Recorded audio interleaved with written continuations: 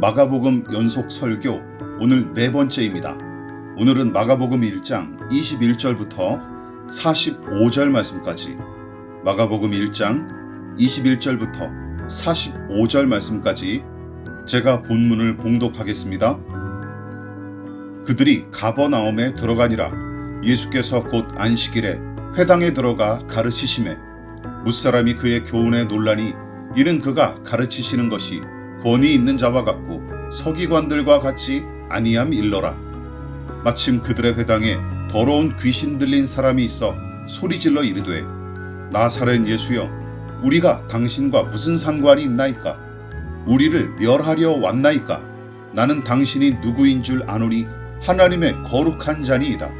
예수께서 꾸짖어 이르시되 잠잠하고 그 사람에게서 나오라 하시니 더러운 귀신이 그 사람에게 경련을 일으키고 큰 소리를 지르며 나오는지라. 다 놀라 서로 물어 이르되 이는 어찌미냐? 권위 있는 새 교훈이로다. 더러운 귀신들에게 명한즉 순종하는도다 하더라. 예수의 소문이 곧 온 갈릴리 사방에 퍼지더라. 회당에서 나와 곧 야고보와 요한과 함께 시몬과 안드레의 집에 들어가시니 시몬의 장모가 열병으로 누워 있는지라. 사람들이 곧 그 여자에 대하여 예수께 여짜온대 나아가사 그 손을 잡아 일으키시니 열병이 떠나고 여자가 그들에게 수종드니라. 저물어 해질 때에 모든 병자와 귀신 들린 자를 예수께 데려오니 온 동네가 그 문 앞에 모였더라.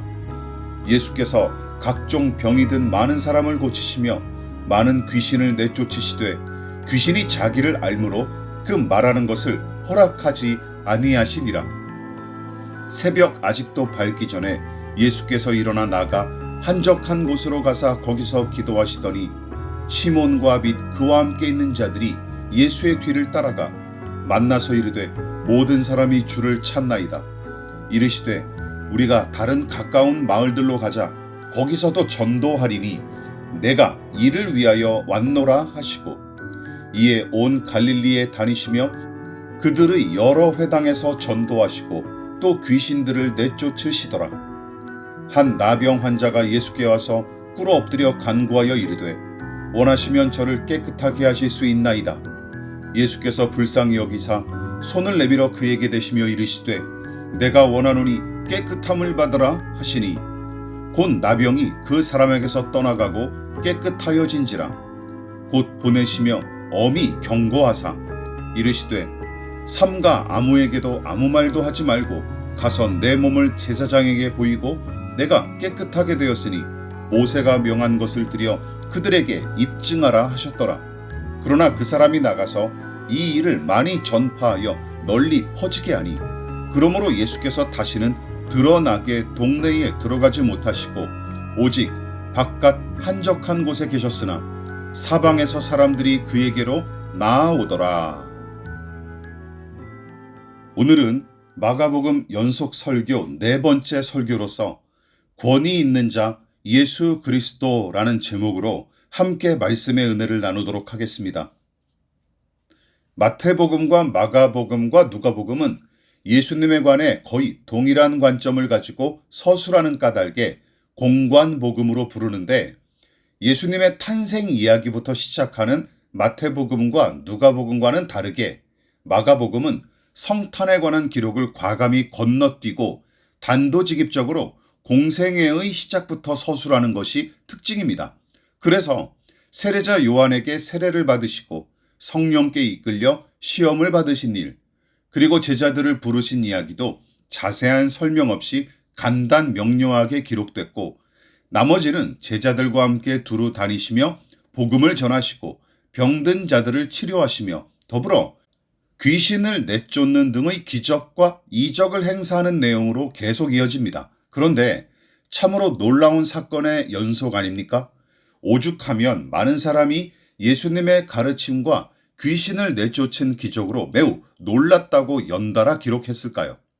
이처럼 마가복음 1장 중반부부터는 예수께서 여기저기 다니시며 귀신을 내쫓고 병자를 고치신 기적을 빠른 전개로 기록하고 있습니다.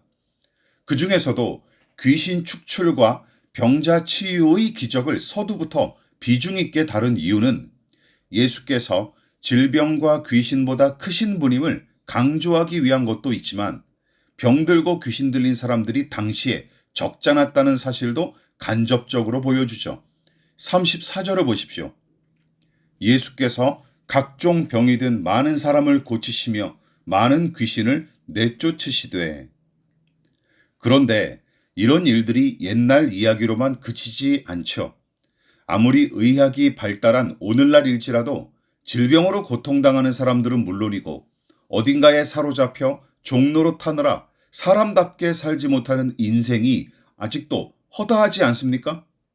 의학 기술과 의료 시설이 인류 역사상 가장 고도화된 시대인데도 지금도 여전히 많은 사람이 질병으로 고통당합니다. 또한 인간의 정신 및 심리에 대한 연구도 어느 때보다 발달한 시대지만 여전히 사람들은 허탄한 우상과 미신에 사로잡히기 일쑤고 술과 마약과 도박과 매스컴 등의 중독은 점점 더해지는 추세죠. 다시 말해 질병과 중독을 비롯하여 인간의 고통과 현실의 부조리는 예나 지금이나 달라진 게 거의 없는 것처럼 보입니다. 물론 옛날보다 좀 더 나아진 것은 사실이죠. 하지만 완전한 예방과 치유는 불가능할 뿐만 아니라 그런 고통에서 완전히 자유로운 사람도 존재하지 않습니다. 그런데 이 고통의 바다와 같은 세상의 한복판에 예수께서 나타나셨고 전부는 아닐지언정 고통당했던 사람들은 그분을 통해 본문에서 회복과 치유의 은혜를 누릴 수 있었습니다. 자, 이쯤에서 예수님의 등장과 활약이 삭제된 오늘 본문을 상상해 보십시오. 그렇다면 질병과 귀신에 시달려 고통당하는 사람들의 한숨과 절규만이 본문을 가득 채웠을 테죠. 그런 까닭에 예수께서 병든 자들과 귀신 들린 자들을 고쳐주신 기적은 다른 복음서의 기록보다 더더욱 통쾌하게, 호쾌하게 와닿습니다. 그렇다면 이 복음서의 저자인 마가는 단지 독자의 환심을 사기 위해 일부러 극적으로 기록한 것일까요? 아닙니다. 앞선 설교에서 이미 언급했다시피 이 복음서의 저자인 마가는 예수님의 어떠하심을 더더욱 분명하게 드러내기 위한 의도로서 귀신을 쫓는 축귀 사역과 병을 고치는 치유의 기적을 기록한 게 틀림없어요. 이미 우리는 1절을 통해 예수님이야말로 진정한 신의 아들이자 세상의 진짜 주인이시고 그분에 대한 소식이 바로 진정한 복음이다 하고 선언한 내용에 관해 상세히 살펴봤습니다. 또한 예수께서 요한에게 세례를 받으시고 광야에서 시험을 받으시며 어부들을 불러 제자 삼으신 이유는 우리와 같은 한 인간으로 메시아의 사명을 감당하시기 위해서였죠. 자, 그렇다면 21절부터 45절까지 기록된 본문의 이야기를 통해 마가는 어떤 예수님을 나타내고 싶었던 것일까요? 그 해답이 22절과 27절에 담겨 있습니다. 무사람이 그의 교훈에 놀라니 이는 그가 가르치시는 것이 권위 있는 자와 같고 서기관들과 같지 아니함 일러라. 27절입니다. 다 놀라 서로 물어 이르되 이는 어찌미냐 권위 있는 새 교훈이로다. 더러운 귀신들에게 명한즉 순종하는도다 하더라. 22절은 안식일을 지키기 위해 가버나움 회당에 모인 사람들이 예수님의 말씀을 듣고 나서 그 가르침에 놀라워했던 기록으로서 냉담하고 가식적이며 고리타분한 서기관들의 가르침과 다르게 예수님의 태도와 그의 가르침은 권위 있는 자 같아 보였기 때문입니다. 여기서 권위 있는 자 같다 하는 표현은 예수님의 존재 자체는 물론이고 그분이 가르친 말씀에서 말로 설명하기 힘든 신적 권위와 신령한 권세를 느꼈다는 뜻이죠. 27절도 마찬가지입니다. 예수께서 회당에서 가르치고 계시는 와중에 때마침 한 사람을 사로잡은 귀신을 쫓아내는 기적을 일으키셨는데 그 광경을 목격한 사람들이 야, 이분은 더러운 귀신까지 제압하여 순종할 만큼 이분의 가르침은 권세와 권위가 있는 새 교훈이다 하며 칭송했던 것이죠. 즉 1장 본문이 모인 무리가 예수님 때문에 놀랐다 하고 기록했을 때는 어김없이 교훈과 권위라는 두 단어가 항상 따라붙습니다. 다시 말해 마가는 예수께서 일으키신 기적 자체에 주목하지 않습니다. 오히려 본문의 핵심은 기적을 일으킨 주체인 예수님과 권위 있는 그분의 말씀이죠. 22절과 27절을 보십시오. 사람들은 예수께서 일으키신 기적을 통해 그분의 가르침에 주목했고 거기서 느낀 영적인 권위와 권세를 이야기하기에 이릅니다. 귀신을 쫓을 때도 마찬가지예요. 귀신을 쫓아낸 일 자체가 놀라운 일이지만 사람들은 귀신조차 순종할 만큼의 권위와 권세가 있는 그분의 새 교훈에 더 놀랐던 것입니다. 여기서 본문이 권위, 권세로 번역한 히라버 단어는 엑수시아로서 이 말은 성경에서 주로 다음과 같은 뜻으로 사용됐습니다. 첫째, 행동하고 결정할 수 있는 능력, 임금과 통치자, 주인이나 부모 등에 의해 주어진 권한이나 권위. 셋째, 일반적인 힘. 특히 삼위일체 하나님은 물론이고 통치자인 왕과 임금에게 이 단어를 사용하면 원초적인 권위와 태생적으로 소유한 능력을 의미하지만 평범한 사람에게 이 단어를 적용하면 위임받거나 물려받은 권위를 의미한답니다. 물론 예수님의 경우는 두 가지 의미가 다 적용되죠. 자, 먼저 예수님은 하나님의 아들로서 신적인 권위를 타고나신 분이 아니겠습니까? 그래서 예수님은 스스로 결정한 바를 행사하실 수 있는 권위와 권한을 이미 소유하신 분입니다. 하지만 우리와 같은 사람의 몸으로 당신을 낮추시고 사람으로서 사명을 감당하시기 위해 세례를 받고 또한 성령의 은혜를 덧입으셨죠. 즉 성부 하나님의 권위와 권세를 위임받아 일하신 것도 사실입니다. 정리해 보십시다. 예수님은 원래부터 신성한 권위와 권세를 지닌 하나님이시지만 공생의 기간에는 아버지의 권세를 위임받은 아들로서 사명을 감당하신 것이죠. 예수께서 기도하신 내용이 그 사실을 뒷받침합니다. 요한복음 17장 2절입니다. 아버지께서 아들에게 주신 모든 사람에게 영생을 주게 하시려고 만민을 다스리는 권세를 아들에게 주셨음이로소이다. 자, 이 구절에서 언급된 권세도 엑수시아입니다. 그러므로 마가복음을 비롯한 신약 성경의 전반적인 맥락에서 해석하면 예수님의 공생의 사역은 당신의 신적 권위를 앞세워서 일하신 거로 보기보다는 우리와 같은 한 사람으로서 하나님의 권위를 부여받아 사명을 감당하셨다 하고 해석하는 게 더 타당해 보입니다.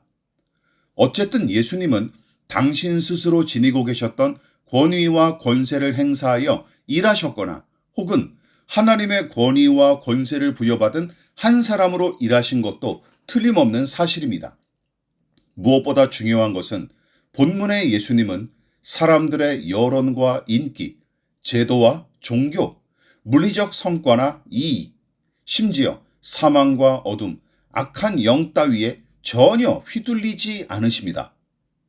즉, 예수님은 타고난 권위자로서 스스로 결정하고 주체적으로 행동하시죠.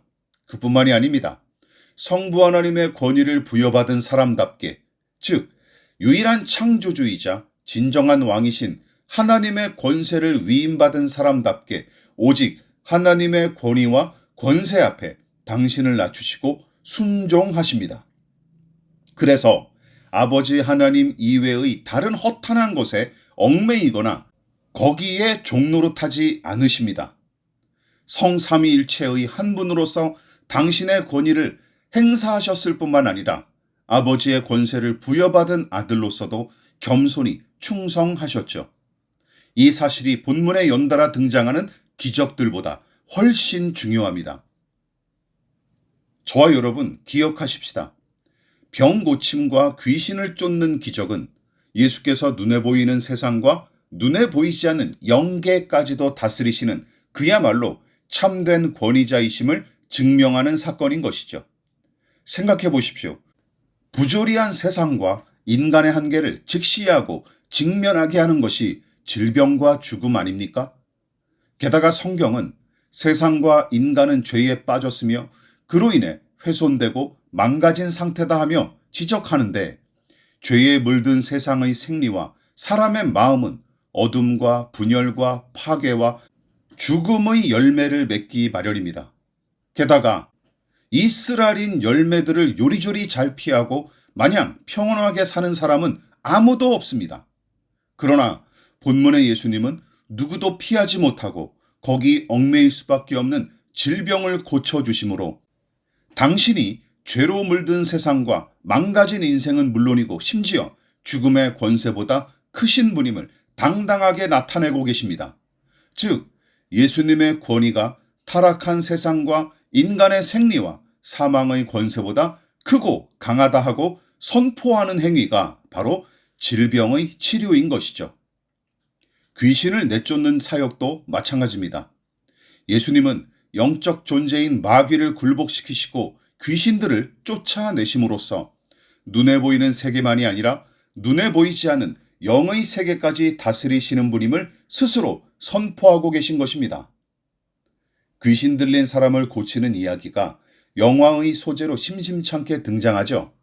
대표적으로 1973년 미국에서 개봉한 오컬트 영화의 대표주자인 엑소시스트나 우리나라에서는 2015년 개봉한 검은 사제들 같은 영화를 보면 귀신을 쫓기 위해 고군분투하는 신부나 사제들이 등장하는데, 성경에 기록된 예수님의 축귀 사역은 허무할 정도로 간단합니다. 본문을 보십시오. 예수님은 귀신들을 향해 함부로 입을 놀리지 마라, 잠잠하라 하며 엄히 꾸짖으시고, 귀신들은 나가라 하시는 주님의 단호한 명령에 지레 겁을 먹고 쫓겨나기 일쑤입니다. 그러니까 마귀와 귀신들이 옴짝달싹하지 못할 정도로 예수님의 권위가 너무 크고 그 권세도 매우 강하다는 사실을 방증하는 것이죠. 병 고침과 축귀 사용만이 아닙니다. 마가복음 1장 중반부 이후에 등장하는 모든 이야기는 어떤 것에도 속박당하지 않으시는 예수님, 오로지 당신의 권위와 아버지의 권위로만 일하시는 예수님, 이 복음서의 저자인 마가는 그것에 관한 내용을 반복하여 소개하고 있습니다. 특히 모인 사람들의 숫자와 그들로부터 얻는 인기에 연연하지 않으시는 예수님을 보십시오. 사람들과 귀신들을 향해 조용히 하라 하고 명령하시는 구절이 3번씩이나 본문에 등장합니다. 게다가 의도적으로 한적한 곳을 찾아 홀로 계시거나 기도하셨던 예수님을 보십시오. 35절과 45절입니다. 이것이 얼마나 사람과 세상의 생리를 거스르는 일인지 생각해 보시기 바랍니다. 많은 사람이 모이는 곳에 힘과 돈이 모이기 마련이죠. 반대로 힘과 돈이 모이는 곳에 더 많은 사람이 모이기 마련입니다. 그러므로 소위 세상의 기준에서 성공했다는 평가를 듣기 위해서는 돈과 권력과 사람 3가지 중에 한 가지는 반드시 갖춰야 마땅합니다. 본문의 예수님도 놀라운 권위와 권세로 병을 고치시고 귀신들을 쫓아내며 무사람의 무수한 환호와 지지를 받으셨죠. 예수님에 대한 소문이 갈릴리 사방에 두루 퍼졌고 12제자를 비롯한 많은 사람이 그분께 몰려왔습니다. 이만큼 인기를 얻고 사람들의 지지를 받는다면 막대한 자금과 지지 세력을 모으는 일은 식은 죽 먹기에 불과할 테죠. 게다가 이 많은 무리를 이용하면 얼마나 많은 일을 해낼 수 있겠습니까? 그래서 계산이 빨랐던 제자들은 한적한 곳에서 기도하고 계셨던 예수님을 찾아가 모든 사람이 주님을 찾습니다 하고 아뢰며 시몬과 안드레의 집에 몰려드는 사람들을 영접해 주십사 간청하기에 이릅니다. 아마도 제자들은 예수님 앞에 구름대처럼 몰려든 사람들을 통해 더 큰 세력을 확보하고 더 많은 이익을 바랐던 게 틀림없습니다. 그러나 예수님은 제자들의 그 간곡한 요청을 단호하게 거절하십니다. 마가복음 1장 38절을 보십시오. 이르시되 우리가 다른 가까운 마을들로 가자. 거기서도 전도하리니 내가 이를 위하여 왔노라 하시고. 예수님은 제자들에게 나는 사람들의 환심을 사서 더 큰 인기를 얻고 더 많은 사람을 모아 거대한 세력을 형성할 생각은 안중에도 없다 하고 말씀하신 것입니다. 오히려 이곳을 떠나 다른 가까운 마을로 가서 하나님의 도를 전할 거고 당신의 사명과 임무는 바로 복음과 하나님 나라의 도리를 가르치는 것임을 못 박으신 것이죠. 이쯤에서 병을 고치고 귀신을 쫓아낸 주인공이 예수님이 아니라 우리 같은 어떤 사람인 거로 간주해 보십시오. 무슨 일이 일어날까요?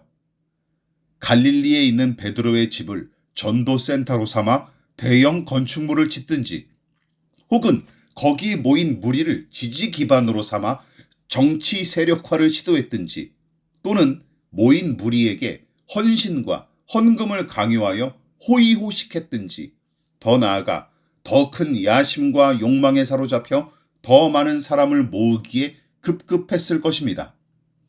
그러나 예수님은 사람의 인기에 연연하거나 거기에 얽매이지 않으셨어요. 사람을 모아서 얻을 수 있는 돈이나 세력을 늘리는 일에도 관심이 없으셨습니다. 오직 당신의 권위로 자유롭게 결정하고 행동하셨죠. 또한 오직 아버지 하나님께 부여받은 권위에만 철저히 순종하고 복종하셨을 뿐 사람과 이익과 명예와 권력 따위에 얽매여 전전긍긍하는 모습은 아예 찾아볼 수 없습니다. 당신의 큰 위엄과 권세로 귀신들을 꾸짖으셨고 박수갈채와 환호를 보내는 사람들의 입맛에 맞추려고 굳이 애쓰지 않으셨습니다. 왜냐하면 세상의 모든 권위와 권세 따위는 감히 비교하기가 부끄러울 만큼 성부 하나님께서 허락하신 하늘의 권위와 권세가 가장 위대하고 아름다우며 진정한 생명과 능력이 거기에 있음을 확신하셨기 때문입니다. 말씀을 마무리하도록 하겠습니다. 그리스도인이란 세상 어떤 것에 매여 종노릇하지 않는 사람을 가리킵니다. 아무리 악한 마귀가 돈과 명예와 쾌락을 앞세워 우리를 향해 내게 엎드려 절하라 하고 요구할지라도 예수님처럼 사탄아 물러가라 하며 단호히 외치는 사람이 그리스도인이자 진짜 예수님의 제자입니다. 그리스도만이 유일한 권위자이자 진정한 권력자이심을 확신하는 사람, 그래서 오직 그분 앞에서만 무릎을 꿇을 수 있는 사람이죠. 자, 그러면 어떻게 그럴 수 있을까요? 하나님에게서 비롯된 권위와 권세를 받으시고 사명을 감당하셨던 예수님처럼 하나님은 우리 믿는 자들에게도 동일한 권위와 권세를 부여하셨습니다. 요한복음 1장 12절을 보십시오. 영접하는 자, 곧 그 이름을 믿는 자들에게는 하나님의 자녀가 되는 권세를 주셨으니. 여러분, 이 말씀에 기록된 권세도 본문과 같은 엑수시아 권세입니다. 자, 그러므로 귀신을 쫓고 병을 고치는 능력만이 하나님의 권세나 권위가 아닙니다. 하나님의 자녀된 권위와 권세는 무엇으로 나타납니까? 바로 세상과 사람과 마귀의 종노릇하기를 단호하게 거절하고 오직 유일하신 하나님과 그 말씀의 권위를 최고와 최선의 권위로 믿고 따르는 것으로 증명됩니다. 기억하십시다. 누군가 무언가에 얽매여 질질 끌려다니는 인생을 살고 있다면 그것은 내게 엎드려 절하라 하는 마귀의 요구에 부응하며 사는 인생임을 기억하십시오. 우리는 그리스도인입니까? 그렇다면 삼위 하나님의 권위와 그 진리의 말씀 안에서 살아갈 수 있기를, 그래서 참된 자유와 평안과 생명을 충분히 누릴 수 있기를 진심으로 축원합니다.